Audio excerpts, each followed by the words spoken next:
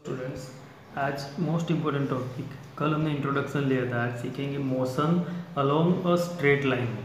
Motion along a straight line, straight line मतलब सीधा जो मोशन हो रहा है वो स्ट्रेट लाइन में, राइट।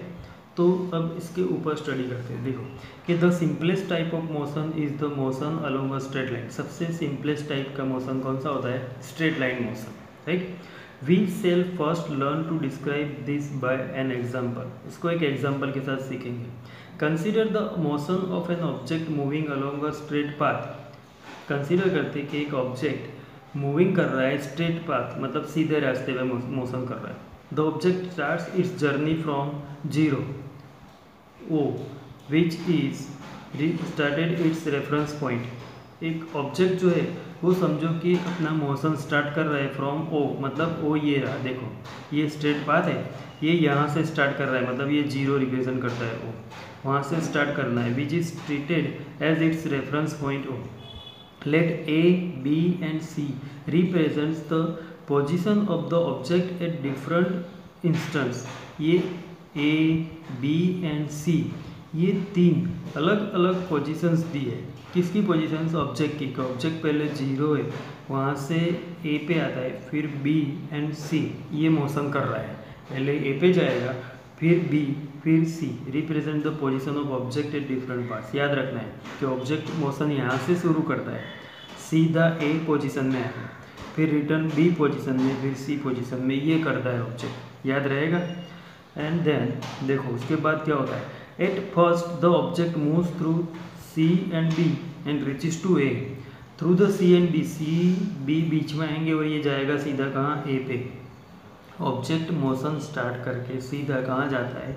ए पोजीशन पे। Then it moves back along the same path. अभी वही सेम पाथ, मतलब वही रास्ते पे वो बैक होता है, रिटर्न, और बैक होके वो कहाँ जाएगा? बी पोजीशन पे। That it moves back along the same path and reaches to C. C पे पहुंचता है थ्रू बी, बी पे होके, मतलब पहले बी आएगा फिर सी, राइट। तो ये याद रखना है कि स्ट्रेट पाथ मोशन में सबसे पहले डायग्राम में दिया है वैसे जीरो से ए पोजीशन में आएगा object and then reaches to C through B, B पे होके कहाँ जाएगा? सी पे, राइट। अब उसमें क्या होता है वो देखो कि the total path long length covered by the object. अब ऑब्जेक्ट ने टोटल पाथ कितना कवर किया, तो वो कितना होगा कि पहले यहाँ से यहाँ गया, देखो ओ से ए तक, तो ओ ए जितना डिस्टेंस पहले कवर किया, फिर रिटर्न ए से सी, तो ओ ए प्लस ए सी, ओ ए प्लस ए सी ये होगा total path length. Total path length जो उसने कवर किया है वो पहले ओ ए, तो वो 60 कितना है? 60। फिर ए सी कितना होगा? तो ये 0 to 60 तक था, और ए सी 60 में से 25 माइनस कर दो, ये आगे वाला, क्योंकि इतना ही कवर किया है, तो 25 माइनस करो तो ये बचेगा 35, तो 60 + 35, तो इज इक्वल टू कितना हुआ? 95 किलोमीटर। तो जो ऑब्जेक्ट था उसने टोटल डिस्टेंस कितना कवर किया? 95 किलोमीटर। क्या कवर किया? याद रखना, 95 किलोमीटर डिस्टेंस कवर किया ऑब्जेक्ट ने total. This is the distance cover by the object. To describe the distance we need to specify only the numerical value and not the direction of the motion. जब भी हम distance describe करते हैं कि इतना distance हुआ, मतलब 15 kilometre, 20 kilometre, तो हम ऐसे नहीं बोलते कि 15 kilometre west, 15 kilometre south. Distance के साथ डायरेक्शन को डिस्क्राइब करना जरूरी नहीं होता है। Distance is a only numerical value. क्या होती है? Numerical value, and not the direction of motion. Motion का डायरेक्शन जरूरी नहीं होता है। डिस्टेंस काउंट करना है तो वो कितना है, वो न्यूमेरिकल वैल्यू ही होती है, उसमें साथ में डायरेक्शन लिखना जरूरी नहीं होता है। There are certain quantities which are described by specifying only their numerical values. ऐसी कुछ वैल्यूज होती है जो सिर्फ उसकी न्यूमेरिकल वैल्यू से डिस्क्राइब होती है, उसमें डायरेक्शन जरूरी नहीं होता है। तो the numerical value of a physical quantity is its magnitude. ये जो न्यूमेरिकल वैल्यू आई वो उसकी क्या होती है? मैग्नीट्यूड। क्या होता है उसका? मैग्नीट्यूड। मैग्नीट्यूड मतलब उसकी वैल्यू, उसका पावर। मैग्नीट्यूड मतलब यही समझो कि इसकी वैल्यू इतनी है, राइट। न्यूमेरिकल वैल्यू मतलब उसका मैग्नीट्यूड।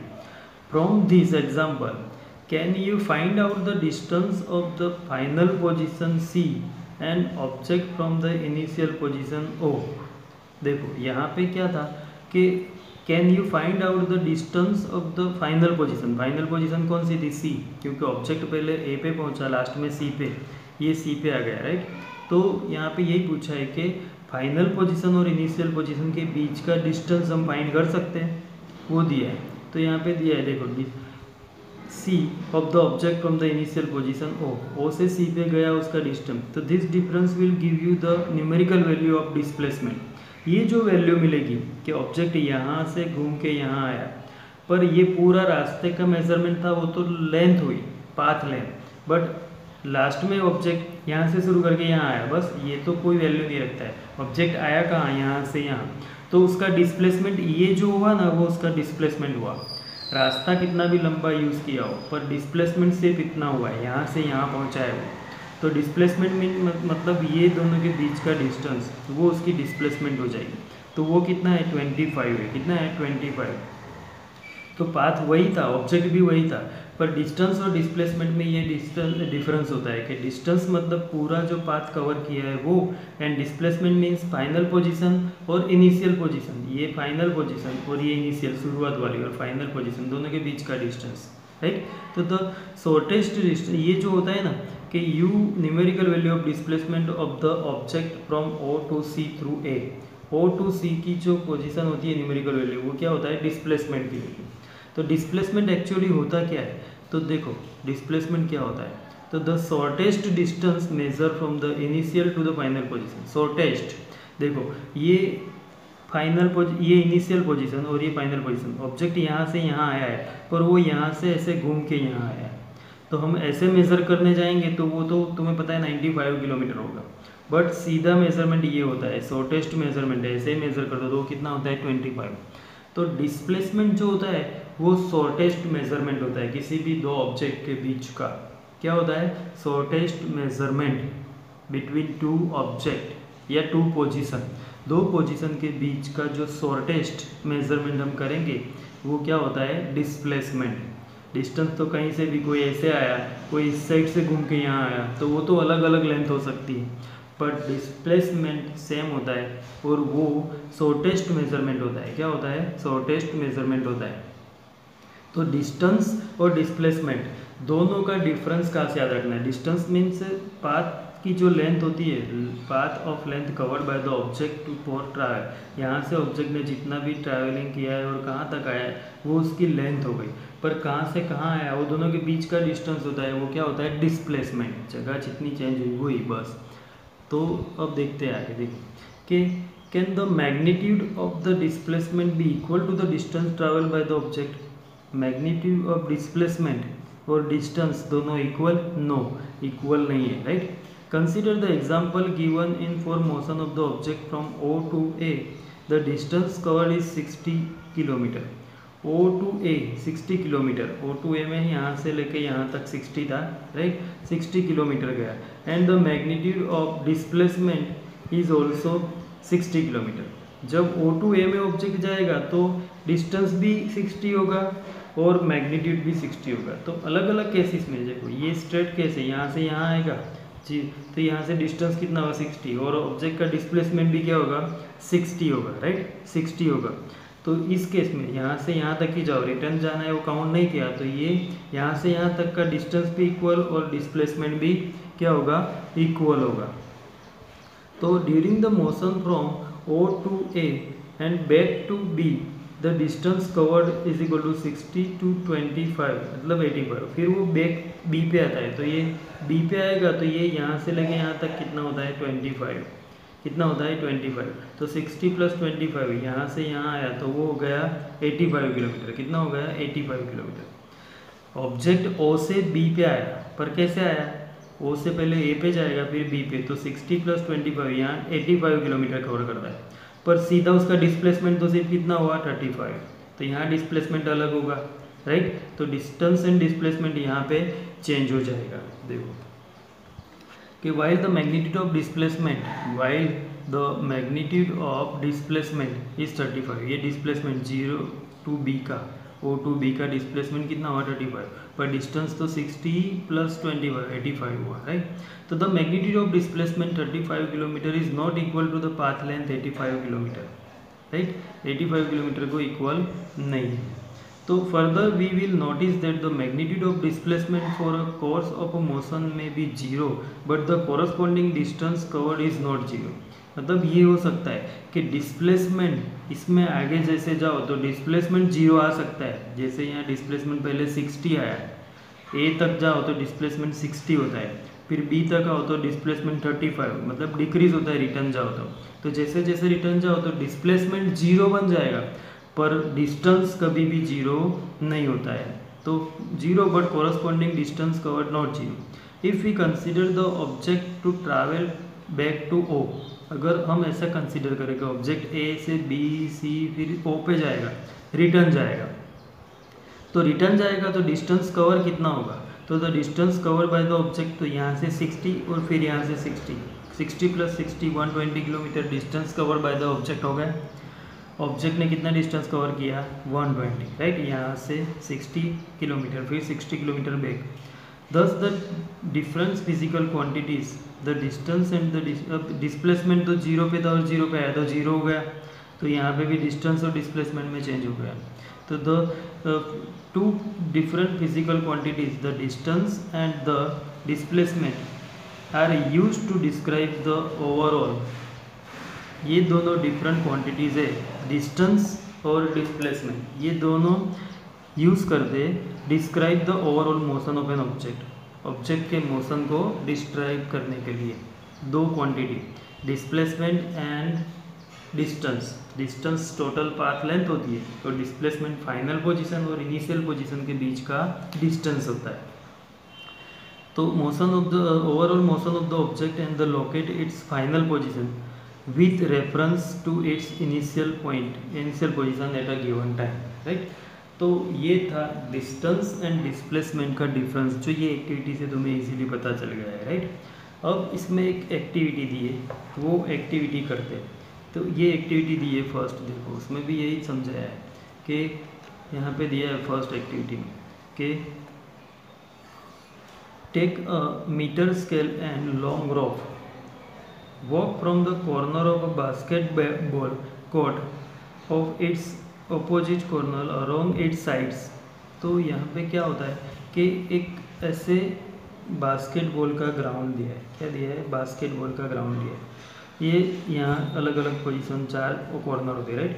तो उसमें क्या करना है कि एक पोजीशन एक एंगल उससे ऑपोजिट एंगल तक रोप लेके ये बॉर्डर टू बॉर्डर जाना है, ऐसे जाना है, यहाँ से लेके यहाँ तक, समझो ये ए पोजीशन थी, ये सी थी, बी के थ्रू होके गए। तो ये जो बास्केटबॉल कोर्ट था, अब ये यहाँ से यहाँ तक गए, देखो तो क्या किया था, अलोंग इट्स साइड वाइज जाना है, ऐसे जाना है ए टू सी पे। Measure the distance cover by the magnitude of the cover by you and magnitude of the displacement. तो डिस्टेंस कवर कितना होगा, तो यहाँ से ये प्लस ये साइड का मेजरमेंट, ये टोटल डिस्टेंस हो जाएगा, और डिस्प्लेसमेंट तो यहाँ से ये पोजीशन, तो सीधा ये मेज़र कर देना है, तो इससे तो ये लेस ही होगा, राइट। हमें पता है वैसे भी ये ट्रायंगल बनता है, तो ट्रायंगल की किसी भी टू साइड का प्लस करो तो थर्ड साइड से मोर होता है, तो ये कम होगा, तो ये डिस्प्लेसमेंट लेस होगा और ये डिस्टेंस ज़्यादा होगा। तो यहाँ पे भी वही करना है, जैसे डिस्प्लेसमेंट और डिस्टेंस, तो यहाँ से घूम के गए, सीधे गए होते तो कम हो जाता है, तो डिस्टेंस ये कवर हो जाता है, राइट। तो ये एक्टिविटी थी जिसमें डिस्प्लेसमेंट और डिस्टेंस का डिफरेंस तुम्हें पता चल जाएगा, राइट। तो ये डिस्टेंस और डिस्प्लेसमेंट हमें पता है कि समझो कि ये ए बी और ये बी सी, तो A B plus B C, ये क्या हुआ टोटल डिस्टेंस, क्या हुआ डिस्टेंस, और ये ए सी ये डिस्प्लेसमेंट, क्या हुआ डिस्प्लेसमेंट। पर ये दो साइड से, तो ट्राइंगल की दो साइड का प्लस थर्ड साइड से ग्रेटर होता है, तो ये ग्रेटर ही होगा डिस्टेंस, ये याद रखिए, ओके। अब देखो इसके बाद एक्टिविटी दी है 8.4, वो एक्टिविटी में क्या दिया है कि automobiles are fitted with a device that show the distance travel, such as device is known as the odometer.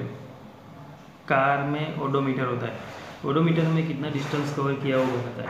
तो car is driven from Bhubaneswar to New Delhi, the difference between the final reading and the initial reading in odometer is 1850। Final reading जो आया वो और जहाँ से शुरू किया था वो, तो दोनों के बीच का डिफरेंस, मतलब इसमें से इसको माइनस किया तो ये आया, मतलब ये डिस्टेंस किसके बीच का हो गया, भुवनेश्वर टू दिल्ली। भुवनेश्वर तो दिल्ली के बीच का डिस्टेंस इतना हो गया टोटल, पाथ जितना कवर किया कार ने वो इसका डिस्टेंस हो गया, right. Find out the magnitude of the displacement between Bhubaneswar and New Delhi in the using the road map India. India का जो रोड मैप होता है उसमें सारे जो भुवनेश्वर दिल्ली जितने भी स्टेट्स है, जितने भी सिटीज़ है, सबके बीच का डिस्टेंस लाइन ड्रॉ करके दिया होता है स्ट्रेट लाइन में, वो दोनों के बीच का, राइट। तो स्ट्रेट लाइन में ये तो बाय रोड जाएंगे तो घूम घूम के ऐसे जाना पड़ेगा, तो वो ज़्यादा होगा और डिस्प्लेसमेंट कम होगा।